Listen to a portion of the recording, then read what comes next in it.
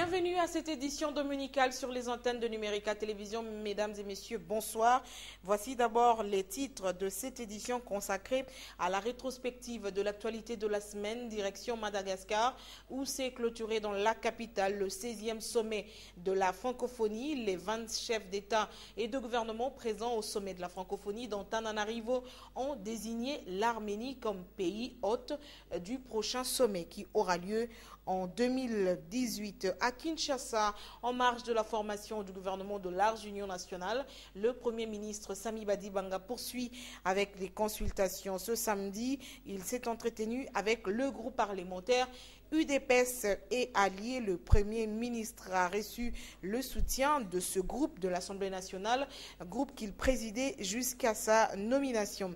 Invité du journal de dimanche, Magui Kiala, présidente de la société civile Force Vive. Elle a participé au dialogue politique national inclusif. Rapporteur du bureau du dialogue, Madame Kiala, bonsoir. Bonsoir. Merci de répondre à notre invitation. Merci beaucoup. Je veux vous retrouver tout à l'heure. On va parler gouvernement, dialogue, mais également la mise en œuvre de l'accord, le respect de l'accord politique signé le 18 octobre dernier. Je le disais tout à l'heure, à Antananarivo, on a clôturé ce dimanche le 16e sommet de la francophonie. Les 20 chefs d'État et de gouvernement présents au sommet de la francophonie ont désigné l'Arménie comme pays hôte du prochain sommet qui aura lieu en 2018. La Tunisie, qui était sur les rangs, obtient, elle, le sommet pour 2020. Une décision qui coupe court au projet de candidature du Niger qui attendait accueillir l'événement à l'occasion de 50 ans de la déclaration de Niamey qui a créé l'organisation devenue depuis OIF. Retour au pays dans le cadre des consultations en vue de la formation du gouvernement de large union nationale qu'il a entamé depuis quelques jours. Le Premier ministre s'est entretenu samedi dernier avec le groupe parlementaire UDPS et alliés. Les élus de ce groupe ont promis leur soutien au successeur de Augustin Matata Pogno. Suivez ce reportage. Hormis quelques députés nationaux membres du groupe parlementaire UDPS et alliés qui sont à l'extérieur du pays mais aussi de la capitale, le groupe a échangé dans une ambiance conviviale avec le Premier ministre. Sami Badibanga a reçu le soutien des élus de son groupe, le groupe qu'il dirigeait jusqu'à sa nomination. Et le groupe maintenant est en train de chanter à l'unisson. Notre appui au Premier ministre, nous tous, nous l'avons vraiment réitéré que nous allons l'appuyer par rapport au travail parlementaire. Nous allons mettre en place ce qu'on appelle la coalition parlementaire. Et donc, que ce soit le groupe parlementaire UDPS et alliés, que ce soit les autres groupes qui ont accepté de participer à ce gouvernement, alors que j'ai dit c'était des groupes parlementaires de l'opposition, que ce soit tous les groupes parlementaires de la majorité présidentielle, nous tous, au regard de l'accord que nous avons signé à l'issue du dialogue, nous nous sommes dit que nous allons appuyer le Premier ministre, M. Sami Badibanga.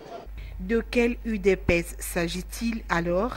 Il n'y a pas l'UDPS de l'Assemblée nationale et l'UDPS délimité. Je vous rappelle que c'est l'UDPS, l'Union pour la démocratie et le progrès social, qui a aligné en 2011 les candidats aux élections. Et ce sont des vainqueurs de ces élections qui viennent de sortir de cette salle, ensemble autour du nouveau Premier ministre qui est de l'UDPS. Et madame, je vous rappelle que c'est l'UDPS qui est à la commande de la primature et c'est l'UDPS qui va faire un travail pour la République. Donc, bref, entre l'IMT et l'Assemblée nationale, la seule différence qu'il y a, c'est le parti et les institutions. Mais l'objectif reste le même. Nous voulons apporter une dose pour amener le peuple congolais aux élections et améliorer les conditions de vie des Congolais. La formation du gouvernement est attendue dans les tout prochains jours, a dit un élu du groupe parlementaire UDPS et alliés. 9 9 morts et 11 blessés, c'est le bilan d'un accident de circulation survenu hier samedi dans la soirée dans la localité Ofaï sur la route Komanda à Beni. Le véhicule provenait du marché de Kabatei à environ 40 km de Faï où les passagers venaient d'acheter des régimes de bananes qu'ils allaient vendre à Bounia, indique le commandant de la police à Komanda. Le véhicule qui transportait 22 personnes a fini sa course dans un ravin. Le commandant de la police attribue l'accident à un mauvais chargement et à un problème du système de freinage du véhicule. Magui Kiala, bonsoir. On a suivi le Premier ministre qui recevait la délégation ou disons les députés du groupe parlementaire UDPC allié, mais la société civile avant a aussi été reçue par Sami Badibanga. Qu'est-ce qui a été dit au cours de cet échange entre vous et le Premier ministre? Merci beaucoup.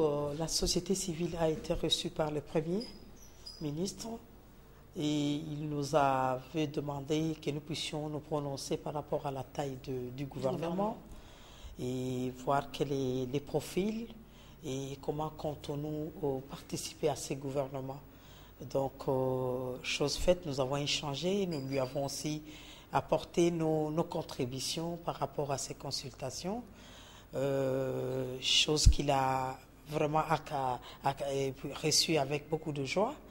Et nous, à l'occasion, nous lui avons remis un petit mémo qui, pour lui permettre de bien comprendre quelle était notre démarche. Je crois bien que après cet entretien, nous lui avons fait parvenir comment nous comptons voir la taille du gouvernement et nous lui avons surtout dit que nous souhaiterions qu'il y ait beaucoup de femmes dans son gouvernement et nous lui avons aussi dit... Pas les femmes pour les femmes. Non, pas les femmes pour les femmes. Les femmes qui réfléchissent bien. En ce moment, nous avons besoin de femmes capables qui ont de l'ancrage sur le terrain et qui peuvent apporter quelque chose à ce gouvernement. Voilà, c'est ce que nous lui avons dit. Et nous lui avons aussi dit que nous, la société civile, nous les soutenons dans son travail parce que nous sommes signataires de l'accord de l'OIA et nous disons que c'est la tâche de tout le monde. On ne peut pas lui laisser à lui seul cette tâche. Donc chacun de nous va pouvoir mettre la pierre à l'édifice.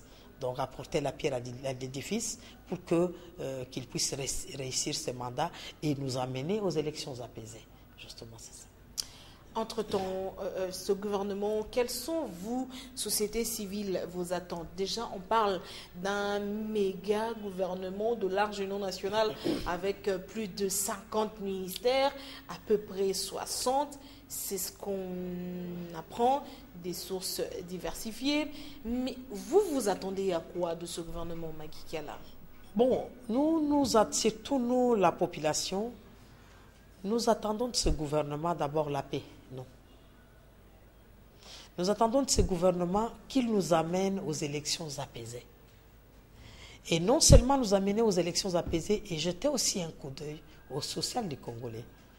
Il ne suffit pas seulement d'amener les gens aux élections affamés, il faut les amener aux élections, ils mangent, ils sont dans la paix, et vous les amenez aux élections, ils vont voter en âme et conscience. Manger, aller aux élections avec quel budget?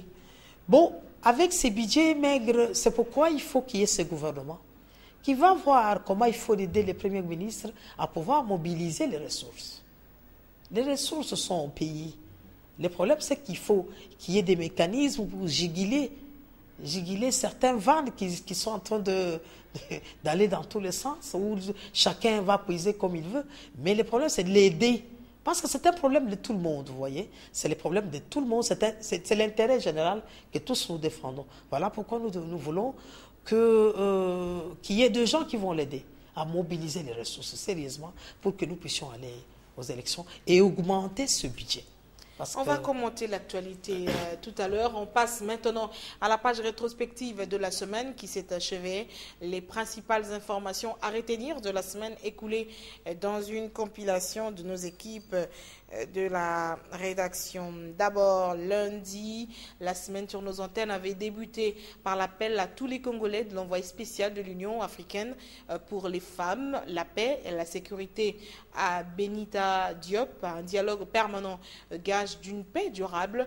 Durant son séjour, l'émissaire de la présidente de la Commission de l'Union africaine a discuté avec les femmes et les jeunes de Kinshasa.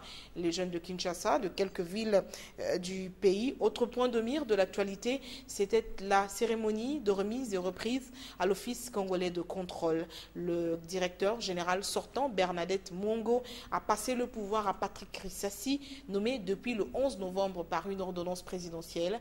Ce dernier s'est engagé à travailler pour le bien-être des agents et cadres de cette entreprise publique. Et en santé, nous sommes revenus à la remise des matériels informatiques pour les zones de santé de la capitale. Ces matériels vont permettre aux zones de santé de mieux gérer les données sanitaires en matière de lutte contre le sida. Suivez ces reportages.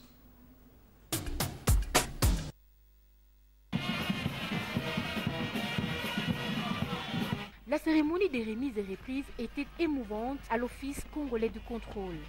Elle est intervenue une semaine après la nomination de mandataires dans certaines entreprises publiques. Le nouveau comité de gestion s'engage à travailler dur pour redynamiser l'entreprise. Nous devons remettre nos équipes au travail pour espérer des changements dans les conditions actuelles que nous déplorons tous. Il faut pour cela capitaliser les temps et nous passons sur les lieux du travail, car la gestion du temps est un facteur important dans la productivité d'une entreprise. On va essayer de voir là où les autres ont laissé pour que nous on commence à nouveau et à améliorer selon la situation qui nous serait représentée. Le secrétaire général des syndicalistes de travailleurs de l'OCC s'est dit satisfait de cette nomination qui tombe à point nommé. L'OCC connaissait déjà un chaos, mais le président de la République a compris à temps qu'il fallait mettre un fils maison qui pouvait relever les défis de cette maison. Nous sommes très contents, très ravis. Les combats, bien sûr, nous n'avons pas combattu des individus, mais nous avons combattu un système. C'est un système, l'entreprise allait vers le chaos. Et comme je vous ai dit tout au début, merci beaucoup au chef de l'État d'avoir compris. On a sauvé l'OCC, donc on vient de sauver toute la population congolaise. Le nouveau comité de gestion de l'Office congolais de contrôle a un défi majeur à relever. C'est celui de la paye des agents et cadres qui revendiquent plusieurs mois d'arrivée de salaire.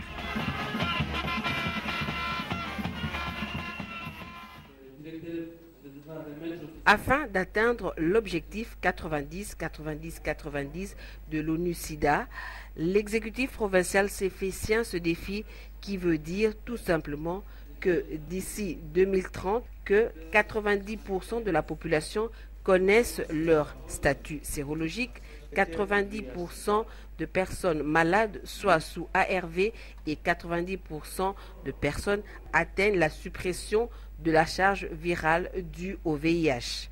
Comme vous le savez, le PMLS s'est positionné depuis plusieurs années maintenant dans la modernisation de son système d'information sanitaire.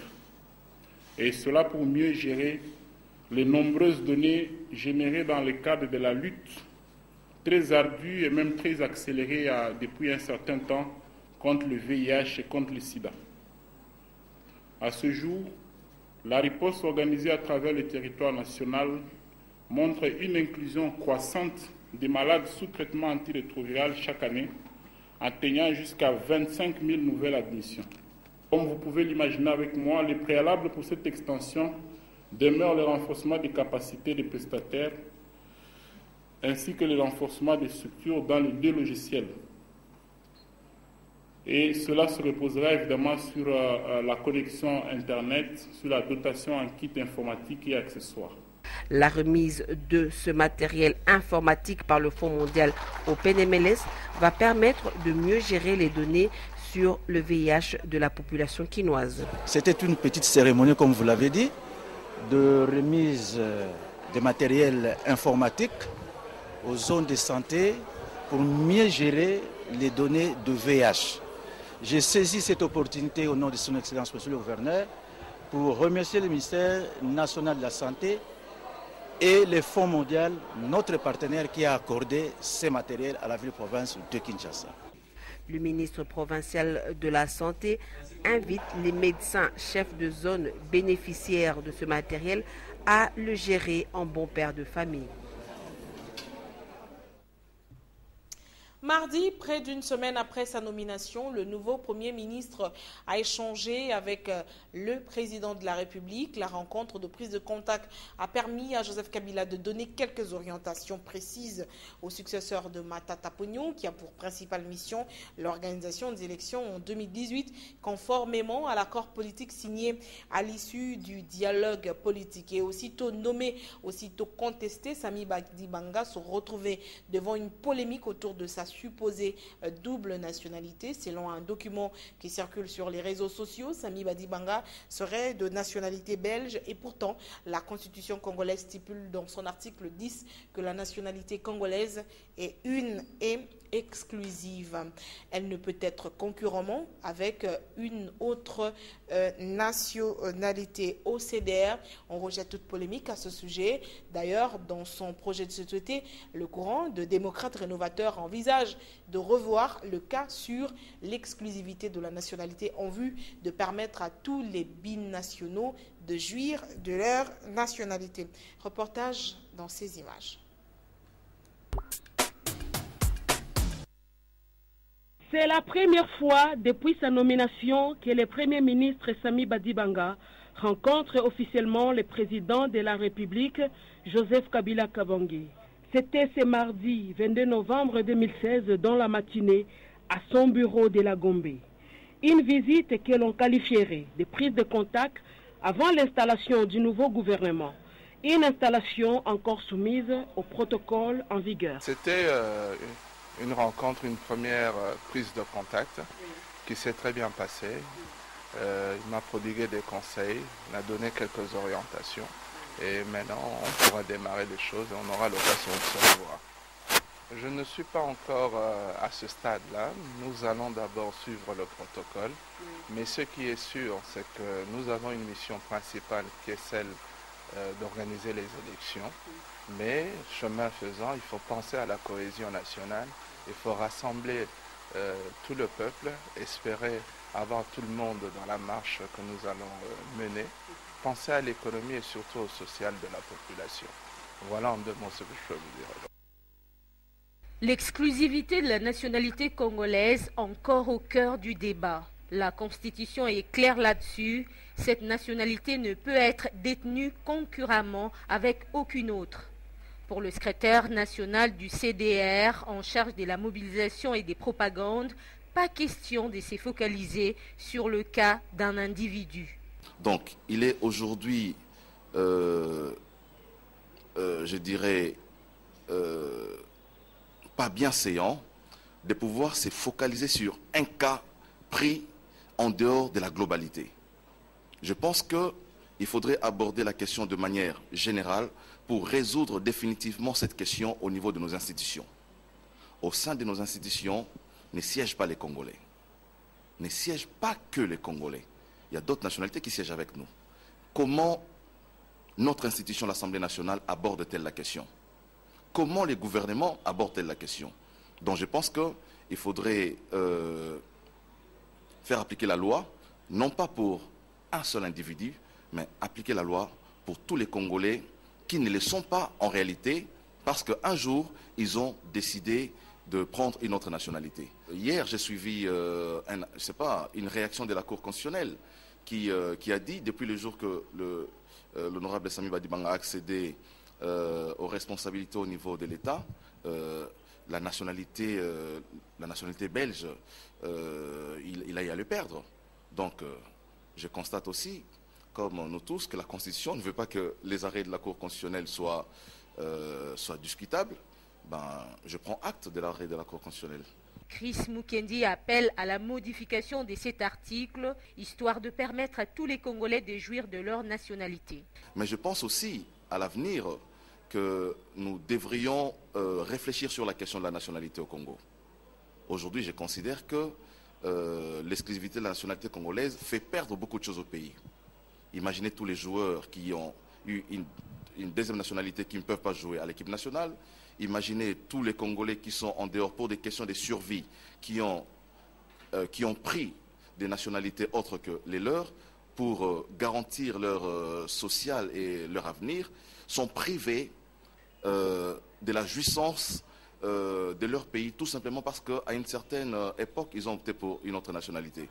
Donc, en tout cas, le projet de société de notre parti envisage, lorsque nous aurons à accéder au pouvoir, revoir les cas sur l'exclusivité de la nationalité congolaise. Signataire de l'accord politique du 18 octobre, le parti de Jean-Lucien Boussa confirme sa participation au gouvernement de Sami Badibanga. Je pense que quand on appose sa signature sur un document, ça veut dire que vous êtes d'accord avec ce qui se passe. Nous avons, notre président en tout cas, il a posé sa signature sur le document de l'accord, et ce qui fait que nous nous engageons à respecter l'accord qui a été signé à la Cité de l'Union africaine. Et le Premier ministre est déjà désigné. Il lui revient à consulter toutes les composantes pour former le gouvernement. Je pense qu'hier, ils ont eu de rencontres avec la majorité et l'opposition, ainsi que la société civile. Et j'imagine qu'ils ont connu une grande avancée par rapport à la formation du gouvernement et que nous espérons qu'avant la fin de cette semaine, le gouvernement sera publié. Magui, le Premier ministre a rencontré le président de la République, on a suivi ce reportage. Mais d'abord, une petite question sur la nomination de Sami Badibanga. Est-ce qu'à un moment donné, vous vous êtes dit, ok, ça peut être lui? Ou c'était le candidat à qui on pensait le moins? Bon, nous, notre problème, c'était d'avoir quelqu'un, comme nous l'avions dit au dialogue. Donc, disons, pour nous, c'était avoir quelqu'un qui vient de l'opposition. Parce que c'est un poste qui appartenait à l'opposition. Pour nous, ce n'était pas un problème. C'est lui qui viendra, pour nous, va nous amener aux élections. Et nous allons faire en sorte que chacun de nous puisse l'aider à y arriver. Donc, ce n'était pas un problème parce que c'est quelque chose. Donc, c'est un poste qui appartenait à l'opposition. Donc, nous n'avions pas le mot à dire que nous désignons celui-ci ou non. C'était à l'opposition de désigner. S'agissant de l'accord, justement, il fallait, après la signature, justement nommer ce Premier ministre pour former ce gouvernement de large union nationale, mais également mettre en place un comité de suivi pour faire le suivi de tout ce qui est recommandation, le niveau d'applicabilité ou la mise en pratique de l'accord politique signé. Qu'en est-il exactement? Pourquoi ce comité tarde à être mis en place? On vous pointe, vous, du doigt de la société civile, entre autres. Non, bon, en fait, souvent, on table sur peut-être des rumeurs, mais je crois que pour les comités de suivi, c'est déjà bouclé. C'est déjà bouclé, il n'y a pas... Vous avez déjà vos noms en poche? Oui, nous avons déjà nos noms, il n'y a pas de problème. Oui, il n'y a pas de problème, nous avons déjà nos noms. Après tout le monde ne fait pas partie du comité de suivi. Tout le monde non plus ne sera pas au gouvernement. Mais pourquoi ça bloque? Justement, tout le monde... Non, c'est parce que... à la société civile, il semble qu'il y a un désordre organisé, parce que cette société civile, elle est très, très, très plurielle. Tout le monde se réclame être de la société. Ou finalement, vous attendez la sortie du gouvernement, et comme ça, on pourra voir, ceux qui ne seront pas dans les postes ministériels pourront finalement aller dans le comité de suivi. Peut-être c'est ça la raison. Non, ce n'est même pas ça la raison. La raison, la première, c'est nous devons savoir qu'en nous-mêmes, nous devons avoir une vision de ce que nous cherchons. On ne peut pas aller se battre pour se battre. Même si, vous pouvez voir, on donne votre nom comme ça sur la liste, mais vous n'êtes pas pris comme membre du gouvernement ou du comité de suivi. Cela ne veut pas dire que vous allez tuer les gens pour ça. Non. En ce moment-ci, nous avons besoin de vrais acteurs de la société civile. Pas les acteurs qui vont passer à la longueur de la journée en train de crier, de dire... Non, maintenant, nous avons besoin des hommes et de femmes responsables. Alors qu'on sent une certaine agitation dans le chef de certains justement, de la c'est ça le problème. C'est ça le civile, problème. Qui veulent à tout prix entrer dans ce gouvernement. Mais oui, vous savez, c'est parce qu'on n'a pas autre chose à faire. Quand vous n'avez pas autre chose à faire, vous allez vous battre. Vous croyez que aller au gouvernement, c'est comme on appelle chanceler le Kopamba. Non, non, ce n'est pas ça. Ce n'est pas ça. Surtout en ce moment-ci, nous avons besoin des gens cohérents. Des gens qui ne vont pas nous créer des problèmes. Les gens qui seront dans la cohésion de ce gouvernement pour nous amener aux élections et amener la paix à notre pays. C'est tout. Donc nous n'avons pas des gens... Vous savez, il y a beaucoup qui parlent à Kinshasa, qui sont présidents nationaux, mais quand vous allez en profondeur, vous regardez, vous trouvez que ce n'est que peut-être une petite structure qui n'a pas d'ancrage dans les provinces, qui parfois quand vous demandez, vous connaissez tel acteur en province, on vous dit non, on ne les connaît pas. Mais il se réclamait de la société civile. Ah voilà, c'est ça le problème. Je vous retrouve tout à l'heure, mesdames et madame Magui qui est là pour parler de cette société civile. Mercredi, l'heure n'est ni au relâchement, ni à la satisfaction à lâcher Augustin Matata Ponyo à son successeur Sami Badibanga. Le nouveau Premier ministre et son prédécesseur échangeaient sur les questions pratiques du gouvernement avant la remise et reprise. Peu après sa rencontre avec le Premier ministre sortant, Sami Badibanga a échangé avec une délégation de l'opposition qui a pris part au dialogue. La délégation était conduite par Vital Kamere, le président national de l'UNC, qui s'est adressé à la presse, a indiqué que sa priorité ne demeure pas le partage de pouvoir, mais plutôt la prise en compte de la compétence. Et vous le savez, la mission principale de Sami Badibanga, c'est d'organiser les élections en 2018.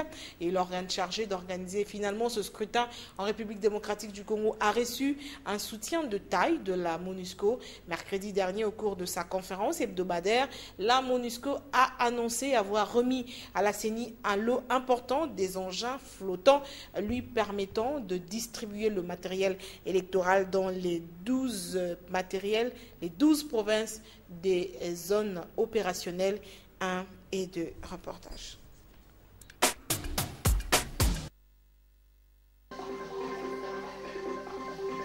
Processus électoral. La MONUSCO disponibilise 27 hélicoptères et des avions gros porteurs pour dispatcher le matériel électoral à travers le pays. Ces avions vont desservir les zones opérationnelles 1 et 2 qui couvrent 12 provinces sur les 26 qui comptent la RDC. Les Nations Unies, et notamment la MONUSCO, facilitent le déploiement du matériel électoral, les kits bureautiques, les kits d'enregistrement, les cartes d'électeurs, les générateurs, conformément au mandat qu'il leur est donné par la résolution 2277 du Conseil de sécurité. Côté humanitaire, 26 millions de dollars sont décaissés par le Fonds mondial au bénéfice des populations de 4 provinces. 26 millions de dollars américains vont être déboursés par le Fonds humanitaire afin de répondre aux besoins urgents de plus de 4 millions de personnes affectées par la crise humanitaire qui sévit dans l'est du pays. 3 situations d'urgence sont concernées. En premier lieu, les quelques 700 000 personnes qui, depuis le début de l'année, ont dû fuir le nord Kivu pour le sud de l'Ituri en raison de l'insécurité engendrée par les conflits intercommunautaires, les affrontements entre groupes armés et les opérations militaires contre ces derniers. Les 4,5 millions de dollars qui ont été débloqués ont pour objectif de leur fournir de l'eau, de la nourriture, des soins sanitaires, un accès à l'éducation et des articles ménagers essentiels. Deuxième zone d'urgence, la province du Sud Kivu. Ce sont 8 millions de dollars américains qui sont alloués pour les besoins immédiats de près de 400 000 personnes. Et puis enfin, dans la province de la Tshopo, 3,5 millions de dollars ont été alloués pour répondre aux besoins de plus de 28 000 personnes déplacées depuis la mi-2016. Dans la province des Tanganyika, une escorte de la MONUSCO a essuyé des tirs des flèches des milices Luba autochtones à Nyemba. La mission onusienne escortait une équipe de médiation du conflit qui oppose les populations Luba aux Pygmées dans cette contrée. Magui Kiala, puisqu'on parlait tout à l'heure de la société civile, une question me vient en tête. C'est quoi finalement la société civile? La société civile, en termes simples, c'est le peuple organisé à la base pour son bien-être. Tout court. Le peuple apolitique organisé à la base pour son bien-être. Est-ce que ceux qui dirigent ces organisations de la société civile sont neutres, on va dire, parce que la société civile est appelée à être neutre, mais on constate que maintenant, il y a une société civile pro-majorité, une société civile pro-opposition. Finalement, vous êtes des partis politiques déguisés, vous vous cachez derrière la société civile. Non, non, non. On a toujours dit qu'à côté d'un faux billet de $100, il y a un vrai billet de $100. Donc, la vraie société civile existe aussi. Quand bien même tout le monde se réclame de la société civile, mais la vraie aussi est là. Elle travaille et elle a des activités sur le terrain et on se palpe du doigt que voilà ce qui est en train de se faire. C'est quoi le travail que fait finalement la société civile? Une structure, la vôtre par exemple, la société civile Force Vive, c'est quoi son travail sur le terrain, contrairement à un parti politique de l'opposition ou de la majorité? La société civile est là pour le bien-être de la population. Là où le gouvernement ne peut pas arriver, la société civile y arrive. Mais la société civile, en ce moment-ci, partant de la déclaration de Paris, elle est maintenant impliquée dans l'élaboration de politique du pays. Cela veut dire qu'aujourd'hui, la société civile Force Vive que moi je dirige, c'est la pionnière de ce que nous appelons aujourd'hui la réforme de la police. Moi, je participe aux réunions stratégiques, aux réunions de la réforme de la police. Je suis société civile. C'est nous, les experts qui sont à la réforme de la police, viennent de la société civile Force Vive. Ça sera quoi le rôle de la société civile dans ce gouvernement? C'est un champ de garde. Un champ de garde qui est là pour veiller aux intérêts surtout de la population. Un champ de garde qui doit dire non, non, ici, vous avez mal élaboré ça, mais voilà la solution de rechange. Ce n'est pas seulement parler, mais il faut proposer aussi. L'actualité jeudi a été marquée sur nos antennes par la décision de l'Union pour la nation congolaise de participer au gouvernement. À l'issue d'une réunion, l'UNC et ses alliés ont décidé de prendre part au gouvernement de large union nationale dirigée par Sami Badibanga, mais sous certaines conditions. Et puis, bonne nouvelle, jeudi, pour les motocyclistes communément appelés à Kinshasa Wewa, contrairement à la mesure du commissaire provincial de la police, l'hôtel de ville a autorisé provisoirement la circulation des taxis-motos au-delà de 18 heures, en attendant la décision finale qui sera prise en début de semaine au cours d'une réunion qui mettra autour d'une table toutes les parties concernées. Reportage.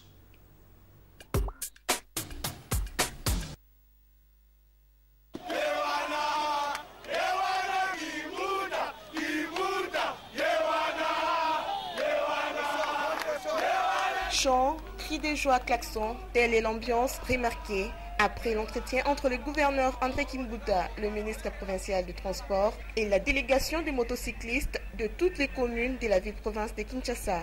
Pour Godard Motemuna, la mesure prise par le commissaire spécial, le général Kanyama, n'est pas désavouée mais gelée en attendant qu'une décision d'ensemble soit prise sur l'horaire du taxi-moto. On va voir ensemble comment associer notamment les délégués des motocyclistes, la police, le ministre des Transports provincial que je suis, et ensemble nous allons prendre une décision dans l'intérêt de la population quinoise. Nous tiendrons compte de cette mobilité et ce que ce secteur de transport apporte à la ville. En attendant, cette décision est gelée. Ok, je dis bien gelée. Le gouverneur l'a très bien souligné qu'il va en parler avec la police. En attendant, cette décision est gelée. Mais cela ne veut pas dire qu'on a désavoué la décision du commissaire provincial. C'est une question de forme. Les délégués des motocyclistes saluent l'initiative du gouverneur sur la prise collective de décision. Comme il nous a donné encore cette opportunité-là, que nous puissions encore revenir pour que nous puissions discuter tous ensemble avec l'hôtel de ville, avec la police et nous, les associations, ça sera bien parce que lorsqu'on doit prendre une décision collective, et vous verrez que même sur le terrain, ça sera très, très efficace. En attendant les résultats de la prochaine rencontre entre le gouvernement provincial, la police et les motocyclistes, les Wewa peuvent vaquer librement à leur trafic après 18 heures. Les tractations pour la formation du gouvernement se sont poursuivies vendredi dernier. Le Premier ministre a échangé notamment avec les pionniers de l'UDPS et une délégation des femmes. Autre point de l'actualité, ce vendredi, la célébration le 25 novembre de la journée internationale pour l'élimination de la violence à l'égard des femmes. La journée vise à sensibiliser à la réalité omniprésente de la violence faite aux femmes aux quatre coins du monde. C'était une occasion pour le gouvernement congolais de lancer la campagne de 16 jours d'activisme contre les violences faites à la femme. Cette année, selon Rose Mutombo, présidente de CAFCO, la campagne vise à vulgariser le nouveau code de la famille.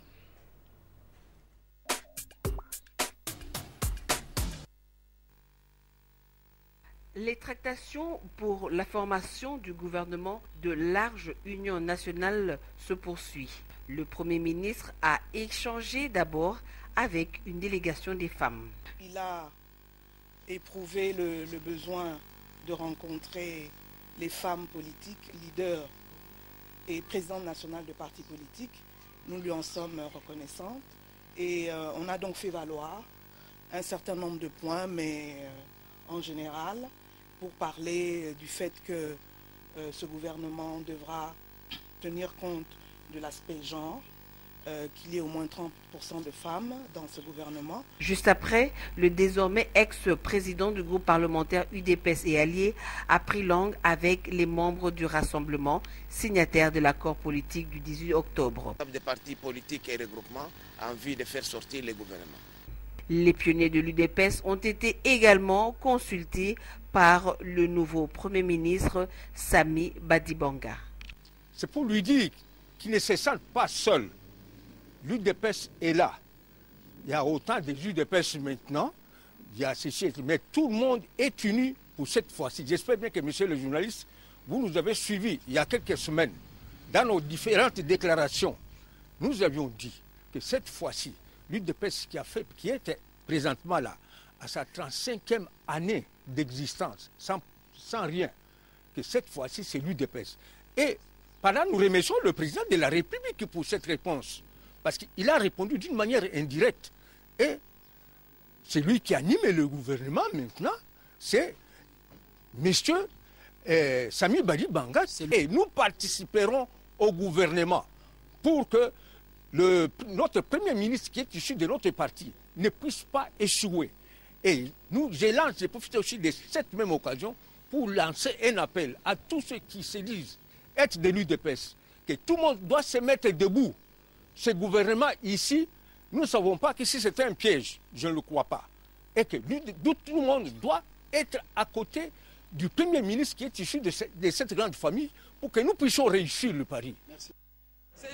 C'est une journée qu'on célèbre toutes les années. Elle nous rappelle les efforts des activistes de droits de la femme. Et cette année en RDC, nous avons retenu comme thème de mobilisation des ressources, puisque nous avons beaucoup de cas de violences sexuelles et basées sur le genre. Et les finances ne suivent pas pour la prise en charge holistique. C'est comme ça qu'on a lancé cette campagne pour pouvoir combler cela. Et nous avons profité pour le lancement, pour lancer la vulgarisation du Code de la famille. Et les différents intervenants ont eu à démontrer quelles sont les avancées que nous avons pu obtenir dans l'actuelle loi qui a été promulguée au mois de juillet. CAFCO avait déjà commencé ce travail de vulgarisation et nous espérons que nous aurons assez de moyens pour descendre jusqu'à la base afin que chaque femme puisse connaître ses droits et cela pourra contribuer au développement de notre pays. Enfin, samedi, on a évoqué la toute première réunion du mouvement des sociétés civiles du Congo. La structure se veut un mouvement citoyen national centriste. La mission principale de ce mouvement est de fédérer les structures de la société civile pour la défense des intérêts des Congolais.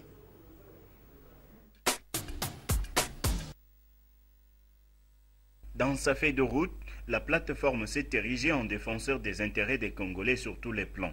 Après la brève présentation de membres, les responsables du mouvement des sociétés civiles du Congo ont passé en revue la composition ou la structure et les objectifs assignés.